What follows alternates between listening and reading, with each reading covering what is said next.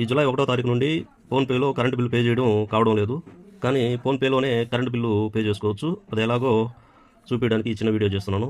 ముందుగా మన ఫోన్లో గూగుల్లో కానీ క్రోమ్లో కానీ apspdcl.in ఇలా apspdclలోకి లాగిన్ అయిన తర్వాత అక్కడ ఈ విధంగా పే బిల్ ఆన్లైన్ అనే ఒక ఐకాన్ వస్తుంది.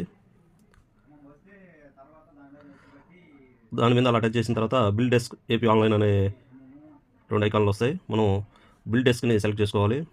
బిల్ డెస్క్ సెలెక్ట్ చేసుకున్న తర్వాత సర్వీస్ నెంబరు మనం ఇక్కడ ఎంటర్ చేసుకోవాలి. సర్వీస్ నెంబర్ ఎంటర్ చేసుకున్న తర్వాత కింద క్యాప్చర్ ఎంటర్ చేయాల్సి వస్తుంది. క్యాప్చర్ ఎంటర్ చేసి కింద ఇలా సబ్మిట్ అనే ఉంటుంది. సబ్మిట్ ఎంటర్ చేస్తే ఈ విధంగా మనకి బిల్ డీటెయిల్స్ అనేవి ఓపెన్ అవుతాయి.